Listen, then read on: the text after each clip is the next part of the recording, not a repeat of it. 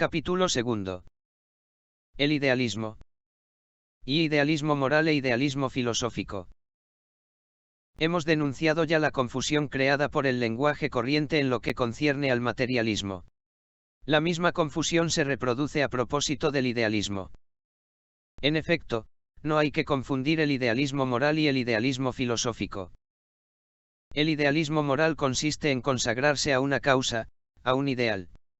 La historia del movimiento obrero internacional nos enseña que un número incalculable de revolucionarios, de marxistas, se han consagrado hasta el sacrificio de sus vidas a un ideal moral, y sin embargo eran adversarios de ese otro idealismo que se llama idealismo filosófico. Idealismo filosófico. El idealismo filosófico es una doctrina que tiene por base la explicación del mundo por el espíritu. Es la doctrina que responde a la cuestión fundamental de la filosofía diciendo, el pensamiento es el elemento principal, el más importante, el primero. Y el idealismo, afirmando la importancia primera del pensamiento, afirma que es el que produce el ser o, dicho de otra manera, es el espíritu el que produce la materia. Tal es la primera forma del idealismo, ha encontrado su pleno desarrollo en las religiones afirmando que Dios, puro espíritu, era el creador de la materia. La religión, que ha pretendido y pretende aún estar fuera de las discusiones filosóficas, es en realidad, por el contrario, la representación directa y lógica de la filosofía idealista. Pero con la intervención de la ciencia en el curso de los siglos, muy pronto se volvió necesario explicar la materia, el mundo, las cosas, de otro modo que por Dios únicamente. Porque desde el siglo XVI, la ciencia comenzó a explicar los fenómenos de la naturaleza sin tener en cuenta a Dios y prescindiendo de la hipótesis de la creación. Para combatir mejor esas explicaciones científicas materialistas y ateas, se hizo necesario, pues, llevar más lejos el idealismo y negar la misma existencia de la materia. A ello se dedicó, a comienzos del siglo XVIII, un obispo inglés, Berkeley, al que se ha podido llamar el padre del idealismo. 2. ¿Por qué debemos estudiar el idealismo de Berkeley? El objetivo de su sistema filosófico será, pues, destruir al materialismo, tratar de demostrarnos que la sustancia material no existe. Escribió en el prefacio de su libro Diálogo de Jailas y de Filón. Si estos principios son aceptados y considerados como verdaderos, se desprende que el ateísmo y el escepticismo quedan completamente demolidos de un mismo golpe, las cuestiones oscuras aclaradas, dificultades casi insolubles resueltas, y los hombres que se complacían en paradojas devueltos al sentido común. Por consiguiente, para Berkeley lo verdadero es que la materia no existe y que es paradójico pretender lo contrario. Vamos a ver cómo se maneja para demostrarnos esto. Pero pienso que no es inútil insistir en que aquellos que quieren estudiar la filosofía deben tomar la teoría de Berkeley en gran consideración. Bien sé que las tesis de Berkeley harán sonreír a algunos, pero no hay que olvidar que vivimos en el siglo XX y nos beneficiamos con todos los estudios del pasado. Y por otra parte, cuando estudiemos el materialismo y su historia, veremos que los filósofos materialistas de otras épocas también hacen sonreír a veces. Sin embargo, es preciso saber que Diderot, quien fue antes de Marx y Engels el más grande de los pensadores materialistas, atribuía cierta importancia al sistema de Berkeley, puesto que lo describió como un sistema que, para vergüenza del espíritu humano y de la filosofía, es el más difícil de combatir, aunque sea el más absurdo de todos. El mismo Lenin ha dedicado numerosas páginas a la filosofía de Berkeley y escribió: los más modernos filósofos idealistas no han producido contra los materialistas ningún argumento que no pueda encontrarse en el obispo Berkeley. Finalmente, he aquí la apreciación del inmaterialismo de Berkeley en un manual de historia de la filosofía difundido todavía hoy en los liceos franceses. Teoría aún imperfecta, sin duda, pero admirable, y que debe destruir para siempre, en los espíritus filosóficos, la creencia en la existencia de una substancia material. Está dicho, pues, la importancia que tiene para todo el mundo, aunque por razones diferentes, como estas citaciones acaban de demostrarlo este razonamiento filosófico.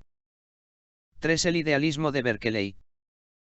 La finalidad de este sistema consiste, pues, en demostrar que la materia no existe. Berkeley decía: la materia no es lo que nosotros creemos, pensando que existe fuera de nuestro espíritu. Pensamos que las cosas existen porque las vemos, porque las tocamos, es porque nos dan esas sensaciones que creemos en su existencia. Pero nuestras sensaciones no son sino ideas que tenemos en nuestro espíritu. Por consiguiente, los objetos que percibimos por nuestros sentidos no son otra cosa que ideas, y las ideas no pueden existir fuera de nuestro espíritu. Para Berkeley, las cosas existen, él no niega su naturaleza y su existencia, pero afirma que solo existen bajo la forma de sensaciones que nos las hacen conocer y saca en conclusión que nuestras sensaciones y los objetos no son sino una sola y misma cosa. Las cosas existen, por cierto, pero en nosotros, dice él, en nuestro espíritu, y no tienen ninguna sustancia fuera del espíritu. Concebimos las cosas con ayuda de la vista, las percibimos con la ayuda del tacto, el olfato nos informa sobre el olor, el gusto sobre el sabor, el oído sobre los sonidos. Esas diferentes sensaciones nos dan ideas, que, combinadas unas con otras, hacen que les demos un nombre común y las consideremos como objetos. Se observa, por ejemplo, un color, un sabor, un olor, una forma, una consistencia determinadas. Se reconoce este conjunto como un objeto que se designa con el nombre manzana. Otras combinaciones de sensaciones nos dan, otras colecciones de ideas, que constituyen lo que se llama la piedra, el árbol, el libro y los otros objetos sensibles. Somos víctimas de ilusiones cuando pensamos conocer como exteriores el mundo y las cosas, puesto que todo eso no existe más que en nuestro espíritu. En su libro Diálogos de Ailas y Filón, Berkeley nos demuestra esta tesis de la manera siguiente. No es absurdo creer que una misma cosa en el mismo momento pueda ser diferente. Caliente y fría, por ejemplo, en el mismo instante. Imaginad, pues, que una de vuestras manos esté caliente y la otra fría y ambas estén sumergidas al mismo tiempo en una jarra llena de agua a una temperatura intermedia, el agua no parecerá caliente a una mano, fría a la otra. ¿Cómo es absurdo creer que una cosa en el mismo momento pueda ser, en sí misma, diferente? Debemos sacar la conclusión de que esta cosa no existe más que en nuestro espíritu. ¿Qué hace Berkeley, pues, en su método de razonamiento y de discusión? Despoja a los objetos, a las cosas, de todas sus propiedades. Ustedes dicen que los objetos existen porque tienen un color, un olor, un sabor, porque son grandes o pequeños, livianos o pesados.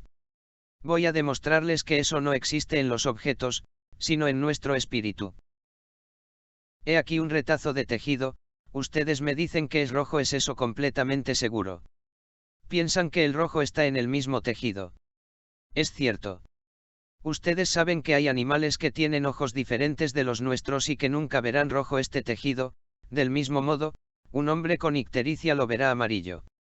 Entonces, ¿de qué color es? Eso depende, dicen. Por lo tanto, el rojo no está en el tejido, sino en el ojo, en nosotros. Dicen que el tejido es liviano. Déjenlo caer sobre una hormiga y seguramente ella lo encontrará pesado. ¿Quién tiene razón, pues? Ustedes piensan que es caliente. Si estuvieran afiebrados, lo encontrarían frío.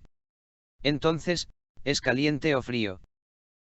En una palabra, si las mismas cosas pueden ser en el mismo instante rojas, pesadas, calientes para unos, y para otros exactamente lo contrario, es que somos víctimas de ilusiones y que las cosas no existen más que en nuestro espíritu. Despojando de todas sus propiedades a los objetos, se llega así a decir que estos no existen más que en nuestro pensamiento, es decir, que la materia es una idea. Ya antes de Berkeley, los filósofos griegos decían, y eso era justo, que ciertas cualidades como el sabor o el sonido no estaban en las cosas mismas, sino en nosotros. Pero lo que hay de nuevo en la teoría de Berkeley es precisamente que él extiende esta observación a todas las cualidades de los objetos. En efecto, los filósofos griegos habían establecido entre las cualidades de las cosas la distinción siguiente. Por una parte, las cualidades primarias, es decir, las que están en los objetos, como el peso, el tamaño, la resistencia, etc. Por otra, las cualidades secundarias, es decir, aquellas que están en nosotros, como olor, sabor, calor, etc.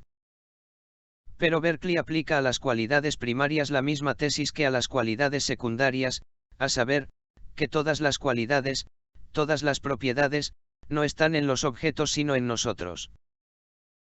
Si miramos el sol, lo vemos redondo, chato, rojo. La ciencia nos enseña que nos engañamos, que el sol no es chato, no es rojo. Por consiguiente, con ayuda de la ciencia haremos abstracción de ciertas falsas propiedades que damos al sol, pero sin por ello llegar a la conclusión de que no existe. Y sin embargo, a esa conclusión llega Berkeley. Berkeley no se ha equivocado, por cierto, al mostrar que la distinción de los antiguos no resistía al análisis científico, pero incurre en una falta de razonamiento, en un sofisma, extrayendo de esas observaciones consecuencias no implicadas en ellas. Él demuestra, en efecto, que las cualidades de las cosas no son tales como nos las muestran nuestros sentidos, es decir, que nuestros sentidos nos engañan y deforman la realidad material, y llega inmediatamente a la conclusión de que la realidad material no existe. 4 consecuencias de los razonamientos idealistas. Siendo la tesis, todo no existe más que en nuestro espíritu, hay que llegar a la conclusión de que el mundo exterior no existe. Llevando este razonamiento al extremo, llegaríamos a decir, soy el único que existe, puesto que no conozco a los demás hombres más que por mis ideas, y que los demás hombres solo son para mí, como los objetos materiales, colecciones de ideas. Es eso lo que en filosofía se llama el solipsismo, que quiere decir solo yo. Berkeley, nos dice Lenin en su libro ya citado, se defiende instintivamente contra la acusación de sostener tal teoría. Hasta se comprueba que el solipsismo, forma extrema del idealismo, no ha sido sostenido por ningún filósofo.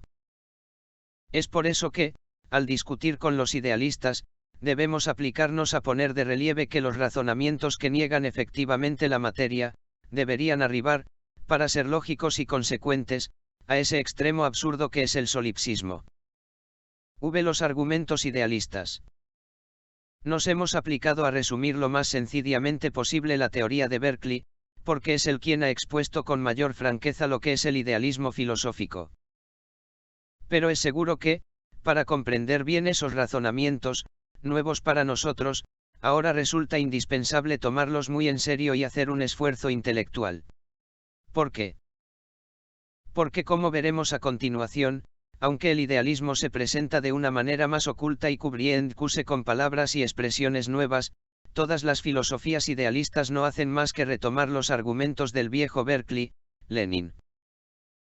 Porque veremos también hasta qué punto la filosofía idealista, que ha dominado y domina todavía la historia oficial de la filosofía, llevando consigo un método de pensamiento del que estamos impregnados, ha sabido penetrar en nosotros a pesar de una educación completamente laica. Como la base de los argumentos de todas las filosofías idealistas se encuentra en los razonamientos de Berkeley, vamos a tratar, pues, para resumir este capítulo, de deducir cuáles son esos principales argumentos y lo que tratan de demostrarnos. 1. El espíritu crea la materia. Sabemos que esta es la respuesta idealista a la cuestión fundamental de la filosofía, es la primera forma del idealismo que se refleja en las diferentes religiones, en las que se afirma que el espíritu ha creado el mundo. Esta afirmación puede tener dos sentidos. O bien Dios ha creado el mundo, y este existe realmente, fuera de nosotros. Este es el idealismo común de las teologías. O bien Dios ha creado la ilusión del mundo en nosotros dándonos ideas que no corresponden a nada. Este es el idealismo inmaterialista del obispo Berkeley, que quiere probarnos que el espíritu es la única realidad, mientras que la materia es un producto fabricado por nuestro espíritu. Por eso los idealistas afirman que 2. El mundo no existe fuera de nuestro pensamiento. Esto es lo que Berkeley quiere demostrarnos al afirmar que cometemos un error atribuyendo a las cosas propiedades y cualidades que les serían propias, mientras que no existen más que en nuestro espíritu. Para los idealistas, los bancos y las mesas existen, pero solamente en nuestro pensamiento y no fuera de nosotros, porque 3 son nuestras ideas las que crean las cosas. Dicho de otra manera, las cosas son el reflejo de nuestro pensamiento. En efecto, puesto que es el espíritu el que crea la ilusión de la materia, puesto que las sensaciones que experimentamos ante las cosas no provienen de las cosas mismas sino únicamente de nuestro pensamiento, la causa de la realidad del mundo y de las cosas es nuestro pensamiento, y, en consecuencia, todo lo que nos rodea no existe fuera de nuestro espíritu y no puede ser más que el reflejo de nuestro pensamiento. Pero como para Berkeley nuestro espíritu sería incapaz de crear por sí solo esas ideas, y como por otra parte no hace lo que quiere, como ocurriría si las creara por sí mismo, es preciso admitir que el Creador es otro espíritu más poderoso. Por consiguiente, es Dios quien crea nuestro espíritu y nos impone todas las ideas del mundo que encontramos en él. He aquí las principales tesis sobre las cuales se apoyan las doctrinas idealistas y las respuestas que aportan a la cuestión fundamental de la filosofía. Ya es tiempo de ver ahora cuál es la respuesta de la filosofía materialista a esta cuestión y a los problemas suscitados por esas tesis. Lecturas. Berkeley, Diálogos de Jailas y Filón. Lenin, Materialismo y Empriocriticismo. Capítulo 3. El materialismo.